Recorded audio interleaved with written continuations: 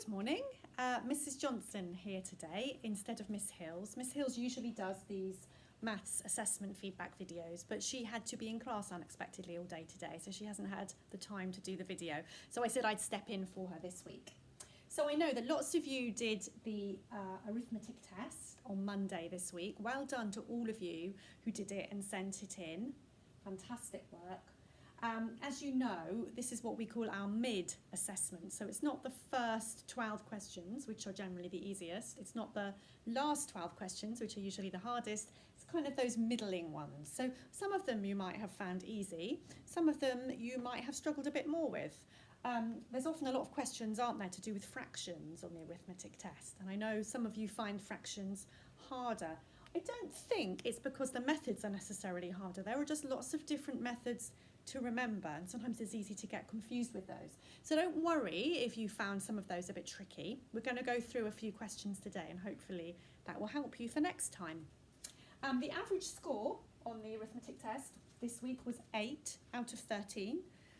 So obviously some people would have got much higher, some people would have got lower, but that was the average, which is not bad really, because it's over 50%, isn't it? Just doing some percentages in my head. Okay, and so we're going to look at 3 questions today in this video. The first question, I've written it bigger on the next slide, is a fraction question. It's actually adding together 2 mixed numbers. And Miss Hills has made this very fancy looking bar chart. I'm very impressed. 61% of you got this question correctly. So it's 47 out of 77. So again, it's more than 50%. And you can see here, it gradually goes down here to show you what the wrong answers were that people gave. That's quite interesting. I didn't know we could do all of that. It's fantastic.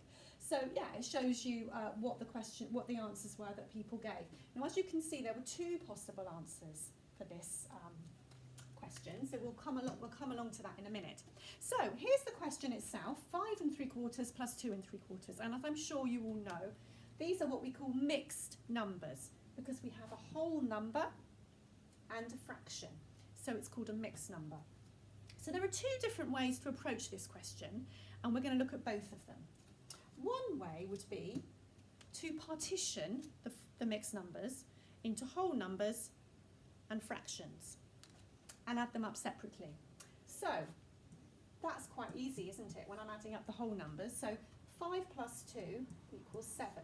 So I've added up both my whole numbers. Sometimes what I like to do is just tick, so I know I've done it. Now I can add up my fractions. I've got 3/4 plus 3/4.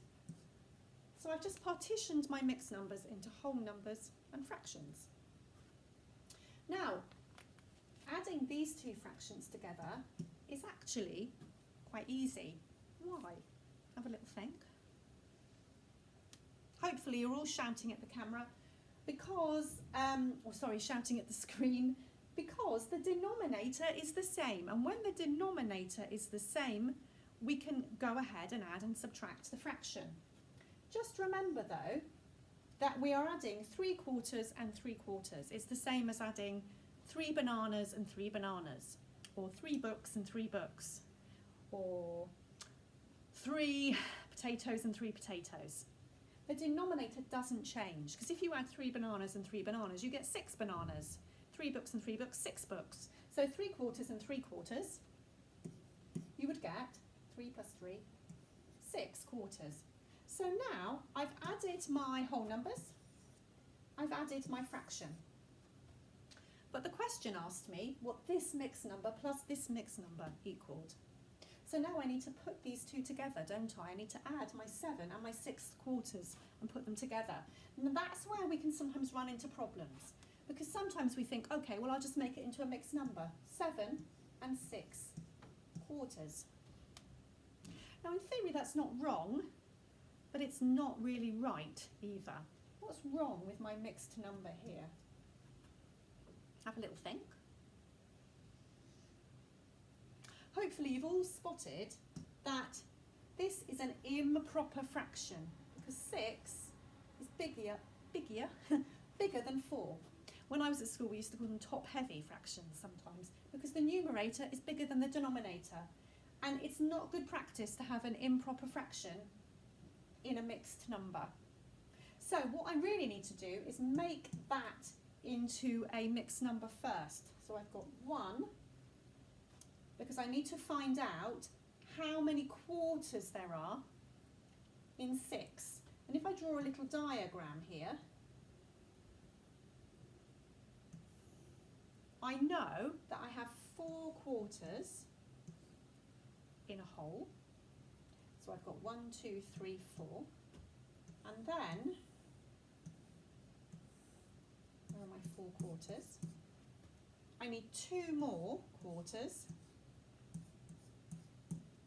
to make 6 quarters. So I've got 1 whole number and 2 quarters left over. So I just have to think, how many 4s in 6? 1 and 2 left over. Now I can add together my 7 and my 1 and 2 quarters.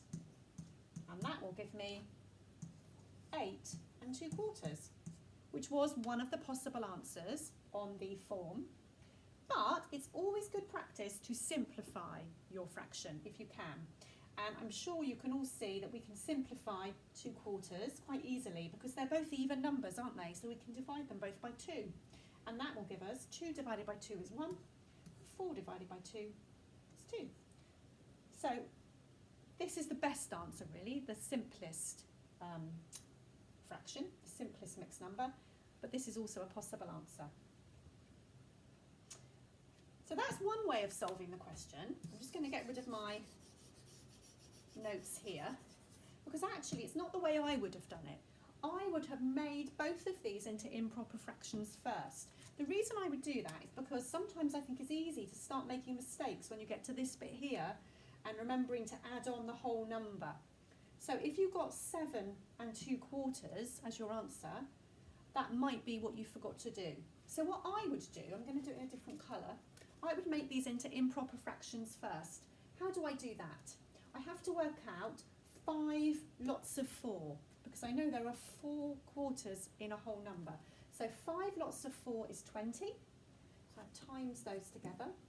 And then I've got 3 left over, so I need to add those on, and I've got 23 quarters, plus then 2 lots of 4, because I've got 2 whole numbers, plus 3. So 2 lots of 4 is 8, 9, 10, 11 quarters. Now I can add those together because my denominator is the same. I've got 34 quarters. And then good practice to make it a mixed number at the end.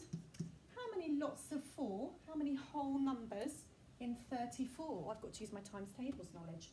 I think, have a think you as well. 8 4s are 32, so I've got 8. Oh, look. I've got the same answer, that's lucky. And I can simplify it to 8.5. Okay. The second question was 6.3 times 60. And 60% if you got that right, so well done. So what I would do with this one, what I always say to my classes, it's quite tricky to do a multiplication method with a decimal and a whole number. So what we tend to do in my class is we convert this into a whole number. So if I've got 6.3, all I have to do is multiply it by 10 and jump all my numbers, jump this way, get bigger, jump all my numbers this way, one place value column bigger. If I times it by 10, I get 63. And then I can do 63 times 60, which is much easier to do. Again, I wouldn't do 63 times 60 as a written method. I would do 63 times 6, because it's much easier. So I'm going to do my short multiplication. 6 times 3 is 18. 6 times 6 is 36. Plus 1 is 37. Always tick off exchanged numbers, because then you don't forget to do it. So there's my answer, 378. Oh, but I'm not timesing by 6. I'm timesing by 60. So I need to multiply that number by 10. That's easy because it's a whole number. I can just write a 0 on the end, can't I? So there's my answer, 3,780. Is that correct? No, because my original number was a decimal.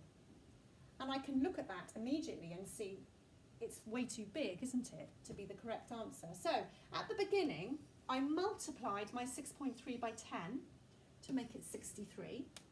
So at the end, I need to divide it by 10 to get the right answer. And to divide it by 10, I just jump all my numbers, one place value column smaller. So my decimal point will end up here, and that's basically 378. I don't need to write the tenths column because there's nothing in it. A little trick I used to get taught when I was at school as well is that if you look at the calculation and look at how many decimal places are in the calculation, that's how many you would have in your answer. So that's where you would put the decimal point. Okay, the last question. 1/4 divided by 6, and 34% of people got this one right. So a lot of you struggled with this one, and I think it's because we did do dividing fractions by whole numbers, but we did it probably quite close to Christmas, and sometimes the things we've learnt most recently are the things we struggle with. So I'm going to show you first on a picture, on a diagram, what this looks like. I'm going to split my diagram into quarters, because that's what I've got at the beginning. 6. Hope that's right. It's quite hard to see when I'm stood looking at it. 1, 2, 3, 4, 5, 6. Yeah. So I've got 1/4. Here's my 1/4 divided by 6. So if I divide my 1/4 into 6, I'm going to do that like this. I might as well do it all the way along for the whole shape. Sorry, that might take me a while. I'm going to keep going for this 1/4 as well. I'm dividing all my quarters of my shape into 6 because I'm being divided by 6. So what have I divided my whole shape into now? Well, I've got 6 here, 6 here, 6 here, and 6 here. So altogether I've got 4, 8, 12, sorry, I was thinking that doesn't make sense. I'm counting in 6s. 6, 12, 18, 24. So I've divided my shape into 24ths. So 1/4 divided by 6 is this bit here. And that is 1/24 of my shape. So that helps you to actually understand what you're doing, but you don't always want to sit and draw great big diagrams, especially if the number's quite large. So let's also look at our written method and see if we get the same answer. So in my class we use KFC. Keep, flip, change. So we keep this fraction the same. Now we're dividing by 6. So the first thing I would say you need to do is to make 6 look like a fraction. And a whole number as a fraction is always written over 1. So now I'm going to use my keep, flip, change. Keep it the same. Flip, we change, we flip the second fraction. So it becomes 1/6. And then change, we change the division into its inverse, multiplication. And when you multiply fractions, you just multiply the numerators and multiply the denominators. 1 times 1 is 1, 4 times 6 is 24. Phew, we got the same answer using the written method as we did using the diagram.